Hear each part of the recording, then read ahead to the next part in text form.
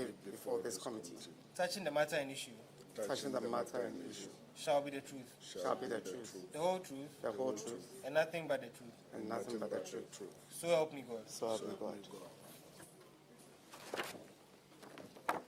Please introduce yourself to the committee.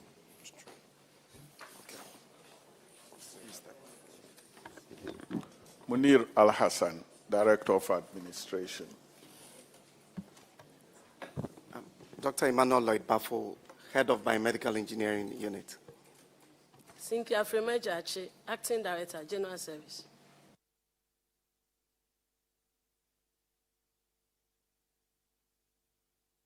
Please, you can continue. Yeah, thank you. So as I indicated, we have one MRI machine that was installed in 2012.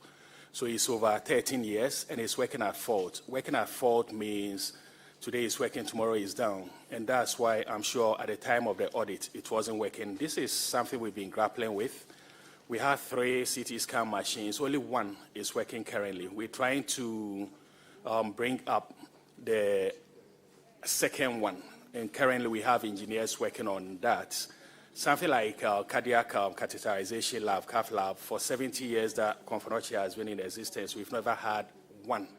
And those are, if I get heart attack right now, before I'm referred to UGMC that has a cath lab or the bank hospital, I'll be dead in transit. And I'm using myself as an example. I don't want to die anyway.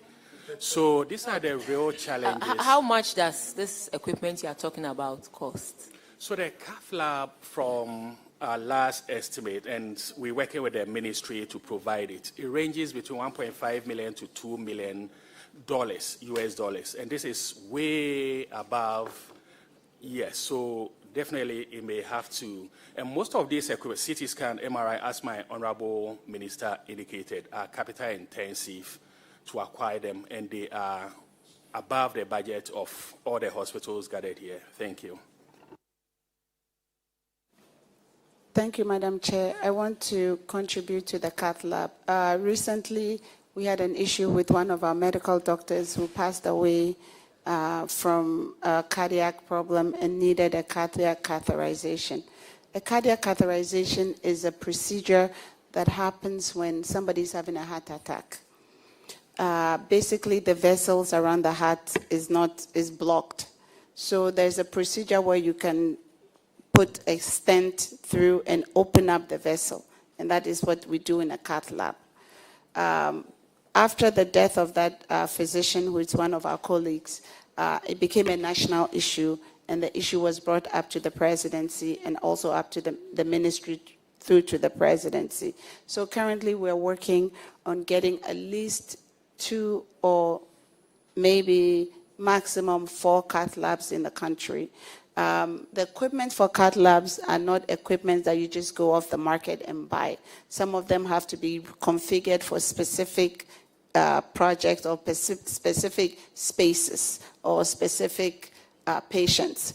So we have already contracted companies that are manufacturing these equipment. So hopefully soon, I don't want to put a specific timeline, at least we'll have one properly functioning cardiac catheterization lab in this country, and hopefully in the next 2 to 3 years, we'll have 4 functioning cardiac catheterization labs so we can avoid these preventable deaths when it comes to heart attack and strokes and other medical conditions. Thank you. So, Madam, so if you say there are plans in place, were they budgeted for? Are these projects contained in the budget? Do they find expression in the budget? I want to understand that. Thank you. I believe that the minister we had discussed with the finance ministry, and because it has become an emergency, this is an emergency procedure. So I think that they have found some funds, at least to give us one cardiac catheterization lab in this country that is functional. And thankfully for us also, the Mahama Cares, which is a Ghana Medical Trust Fund, is specifically dealing with this issue because they are dealing with non-communicable diseases. Non-communicable diseases are high blood pressure, diabetes, cancers, people with high cholesterol. So the people with high cholesterol are mainly the ones who end up blocking their arteries where the blood flows. So there's a huge need. 43% of all mortalities in Ghana is from these non-communicable diseases. So the Mahama Care Trust Fund has been put aside specifically for that.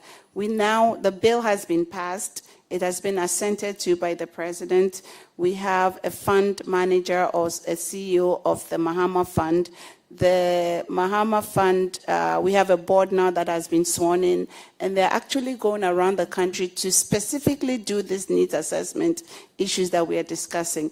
I know for sure they have finished the Western region, and all the teaching hospitals as well as regional hospitals have been assessed for some of these equipment, because mainly these equipment are usually for people with non-communicable diseases. And so the work's in place and we'll purchase them. They work with the teaching hospitals so that they don't end up providing new needs assessments requirements, because I'm sure they already have their equipment needs. And so please let them work with, let the trust fund work with the already equipment needs assessments in place so that we can quicken things up as it is. So thank you. So we also have whole teaching hospital. DS had to do with radiology and some 2 CT scans, 2 fluoroscopy, and 2 mammography machines. So if they can also speak to that. Honorable Chairperson, we have 2 CT scan machines that are currently functional, 1 mammogram machine that is fully functional, 1 fluoroscopy machine that is now having an obsolete part which the original equipment manufacturer is not able to produce that part for repairs. We also have 1 MRI machine that was installed in 2013, had some challenges and had demagnetization and has been decommissioned now from 2017. Thank you. Yes, sir. I heard the Prof. or Doc say that there's 1 machine that they cannot even find the parts. Many a time, we tend to have the very old or obsolete version of equipment in this country, such that sometimes when you take reports from here, using a known, let me choose, say, a mammogram machine. You take reports from here and then they still have doubts because sometimes the equipment are obsolete, like Prof. or Doc said, and you are not able to reconcile. How come we tend to have the machines that are 30, 40 years old that the manufacturers, for lack of a better word, do not want, and they find their place in our country, but yet the prices at which we buy them are almost the same as the new ones? Thank you, Madam Chair. I completely agree with you. The last retooling that was done in this country was in 2014. So since 2014, there has not been any retooling. In the last 8 years, there has been absolutely no retooling for our hospitals. So it is not surprising to us that we came to meet old equipment that had run out of warranties. We came to meet old equipment that did not even have service agreements, nor did they even have spare parts. So we are not surprised. Doc said the machines are 30 years old, so it transcends 8 years. So all I want is solutions, because he said it goes beyond 30 years, if I heard him right. Some are 30 years old. That was what you said. Yes, you said... I think it was Konfanochi that shared that information. Yes, and for some of... No, and for even some of them, you don't even have what? The spare parts, meaning they are out of the system. And these equipments don't go out of the system in 8 years, in 10 years. No, it takes quite some time before, at least, if you can't find the parts, meaning they've stopped producing it, they started producing about 30 or so years ago. So that is the issue here. All I'm asking is, why is it so? And then you have assured us already through the Mahama Trust Care Fund that, but this is also a reality, that we tend to have obsolete equipment that goes beyond 8 years, that goes beyond 10 years, that goes beyond 15 years. So that is what I hope that we will address. That moving forward, the new machines that the trust fund is going to buy for us will be current machines, state-of-the-art machines, not machines that are 5, 6 years old already, and so we go and buy them, and in no time, when they are phasing out, it becomes difficult for us to get parts. So that if we are going to spend so much money through that fund, we should get, if we are buying it in 2025, hopefully we should get the 2025, 2024 model that will serve us for another 10, 15, 20 years before, when anything goes wrong, we don't seem to find the parts. Thank you, Madam Chair. That's precisely what I was trying to tell you, because the last retooling was in 2014. So 2014 to 2025, that is precisely the equipment they are talking about. The equipment that we are using today, equipment we procured in 2014. So before we get to where we're going, we have to know where we are today. And that where we are today is that needs assessment. We have done the needs assessment. Individual hospitals, teaching hospitals have done it. The government through Mahama Cares have done it. And we are combining the two needs assessments. Thankfully, we have decided actually as a country now to maybe the high-value equipment to do a central procurement. Because once we do central procurement, I think we can also do proper standardization. We can use economics of scale. We can use pooled resources to get the equipment, the best equipment at good prices, and also to get it with good maintenance or warranties or extended warranties, and even maybe negotiate better to find companies that have in-country reps that would also be available to maintain these equipment. So we are completely on course, and soon all the retooling will take place, and most of these hospitals will get the modern 2025 versions of the equipments they need so that our people will have good health in Ghana. Thank you. Minister, there was also a query raised in respect of the fact that Kolebu had a radiography machine, but they did not have the skilled person to use it, a radiographer. And so the machine was there, but it wasn't being used. Kolebu, can you, well, that's according to the auditors. No, the human resource, that's the radiographers. We, just like the nurses and doctors, they are also, as we speak, they are on their way out. However, we were able to employ some, and that situation has resolved. Now, at least you are utilizing Yes, the equipment. Yes, please. Okay, thank you. Minister, the big thing that I find from this report is the capacity to maintain medical equipment. And part of the report says training of biomedical engineers. Biomedical engineering units do not have the required expertise to repair and constantly maintain the medical equipment in the hospitals. Though the hospital strategic plans had outlined training for their biomedical engineers, these plans were only on paper and were not implemented to build the capacity of the engineers to handle the equipment.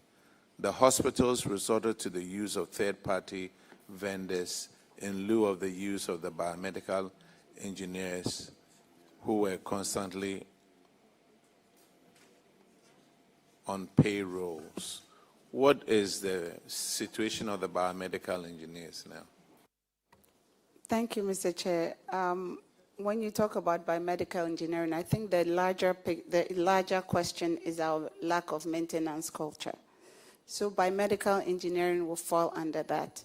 But before we get to the biomedical engineers, we need to purchase equipment that do have service agreements. We need to purchase equipment that have warranties, if not just the 1-year warranty, even maybe extended warranties, because it is out of that we can even get proper maintenance of these equipment. Yes, we need biomedical engineering, but Mr. Chair, even with the biomedical engineering, let me give you a scenario. Let's take, for instance, that you've gone to buy a Boeing 747 aircraft. Brand new Boeing 747 2025 brand. You have a biomedical engineer who can maintain your plane, but you know that Boeing will not give you all the secrets to how to maintain the equipment all the way. Boeing will only train you to a certain extent.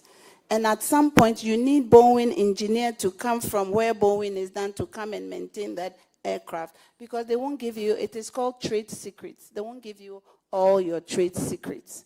So as much as we are training biomedical engineers in Ghana, we still don't have the full extent for them to do everything about each of the machines. So regardless of how many biomedical engineers we train, which we continue to train, we continue to have in-service, we continue to even send some of them outside the country for special training, we still need to make sure that the purchaser of those equipment is purchasing from the right place, has gotten the proper warranty, if not extended warranty, and also built into the contract that the company should have in-country servicing, so that once the biomedical engineer reaches a space where they can't go any further, then the company comes in and helps us with these machines. Lack of maintenance culture is one of our biggest problems in healthcare. We have inherited a very bad maintenance culture. For us to move forward and to fix that problem, even if we buy new equipment into the system, if we don't fix these systemic problems, which we continue to look at and we continue to fix, my minister is very, very passionate about this topic, and I am too. We need to get to a place where once our biomedical engineers are stuck, that there is a additional or supplemental work that can be done. And that comes from the initial procurement and the initial agreement to procure. And that is where some of the issues inherent are. And we are hoping to remove those obstacles along the way as we make new procurement. Thank you. But, Madam, when it comes to whole teaching hospital, for example, between 2018 and 2023, 80 to 90% of the maintenance was outsourced to a third party.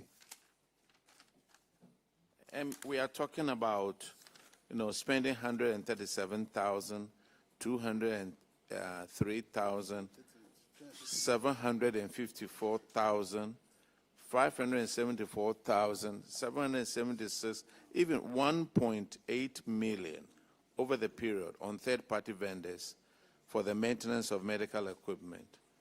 Now, these vendors, if are they these maintenance people? Are they from outside the country or from Ghana?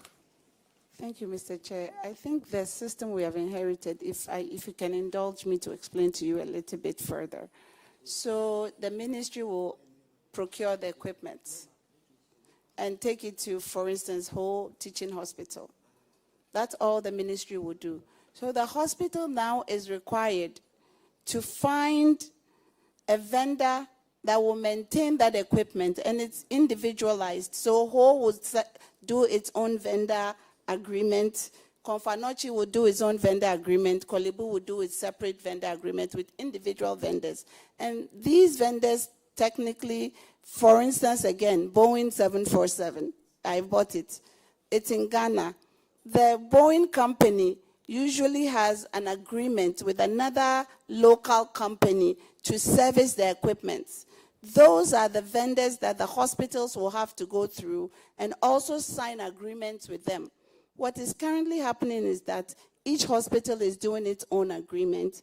The agreements are not the same, It is different even though the equipment may be the same. Sometimes the equipment are not being the same. And that is why we have flagged as a ministry, and now we are looking at procuring from central, which is the ministry, making sure our agreements are done properly, making sure that they have the warranties, extended warranties, and also that the companies itself will help us with maintenance, so that even if we are having agreements with third-party vendors, those third-party vendors are universal throughout the system. That will build into the system proper standardization, and we can also monitor to make sure that the work that they are doing is done with best practices. Thank you. Okay, madam, I think the concern is the number of biomedical engineers that we have in this country, and whether or not they have the conditions to be working in hospitals. I mean, we have KNUST, they continue to produce a lot of biomedical engineers. Myself, I studied lab technology, and I should be working on labs and working in the labs and all of that. But there's a challenge. And the challenge is that we have not built a culture that is able to contain these engineers. For instance, my kid brother works for Philips. He's a biomedical engineer. And what happens in the industry practice now is that they lease the equipment to the hospitals. So these equipments are leased by these giant companies, Siemens, Philips, and all of that. Then they have their engineers who on a daily basis move from hospital to hospital and ensure that the machines are maintained. So yes, we can spend a lot of money, $2 million, $3 million, go and purchase these things. And because of the thing that you said about trade secrets and all of that, these companies are unwilling to deliver to you. Why is the government of Ghana not considering leasing these machines from these giant firms so that they can come and establish their repairs or maintenance units here, and on a daily basis, so when the machine breaks down, they are not making money. If the machine is working, they are making their money. And so they will ensure that at all times, the machines are working. They are replacing parts and making sure that the machines do not become obsolete in our country. I think it's a better solution to go. Thank you, Mr. Chair. We are agreeing with you 100%. That is precisely one of the issues on our table, which is to come with a PPP agreement.